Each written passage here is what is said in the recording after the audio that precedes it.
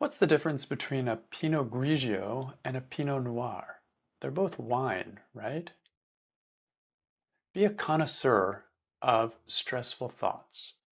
A connoisseur is one who enjoys something with discrimination and appreciation of the subtleties. You can be a connoisseur of anything, a connoisseur of wine, a connoisseur of art, connoisseur of jewelry, a connoisseur of detective novels, a connoisseur of tea, a connoisseur of cinema, connoisseur of ice cream, or even honey. Why not be a connoisseur of stressful thoughts? This may sound strange at first, but if you're familiar with the work of Byron Katie, you know that stressful thoughts are the entry points into freedom and peace. A stressful thought is a doorway. When you identify a stressful thought and question it using the 4 questions and turnarounds of the work, you open a door. And inside is often an amazing world that is both stranger than fiction, yet truer than truth.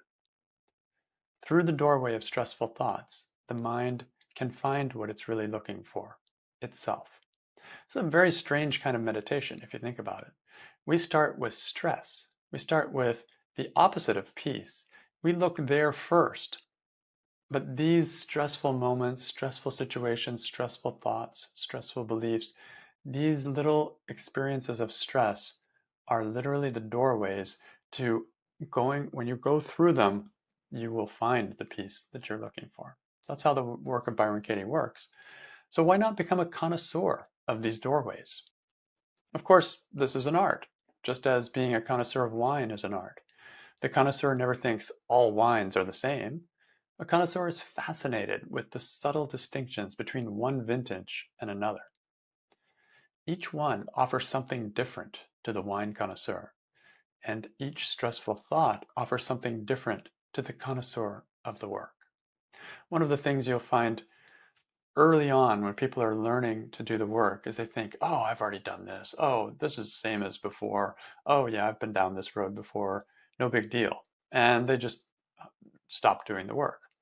But for the connoisseur of the work, it's like, oh yeah, I looked at something similar, but this has a slightly different flavor. Let me just look at that and see what I can find there. And often with that kind of open mind, a whole world of flavor, if you will, comes to the forefront. Here are some of the subtle flavors to look for. When writing a Judge Your Neighbor worksheet, there is a separate line for writing your wants, and a separate line for your shoulds, and a separate line for your needs in the same situation. At first, this may seem repetitive, but to the connoisseur, this is the place to pause and savor the different aromas. So, the wants, line 2 of the Judge Your Neighbor worksheet, is where you list your wants. And these stressful thoughts have the flavor of being driven by pure emotion. They have a strong body and a sharp nose. The shoulds, on the other hand, line 3, is a place to write advice for the person who offended you. This is a very subtle flavor, easy to miss. These rarefied, stressful thoughts are collected from a dew-kissed image of the offender seen nowhere else in the world but in the mind of the victim. These projections of mixed understanding, when harvested with care, can provide deep insight and direction when turned around. And then needs, line 4, is about looking for what you need to be happy again.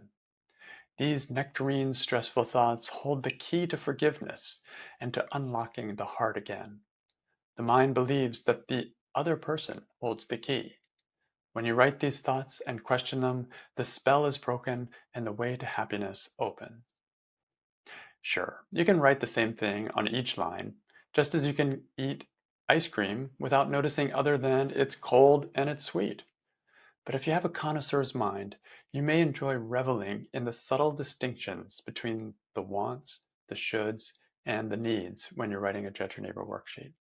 I find that when I do pay attention to these subtleties, my work is more satisfying to me, and I'm less likely to have to redo the work I've done before.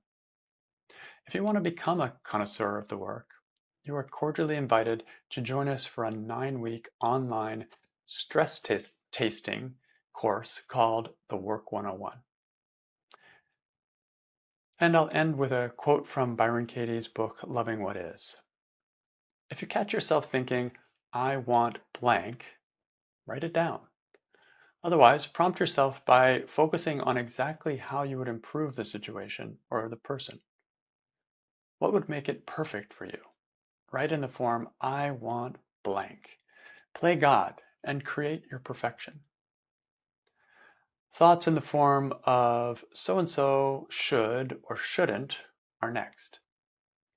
If you are unaware of any shoulds, think about what would restore the situation, restore to the situation your sense of justice and order.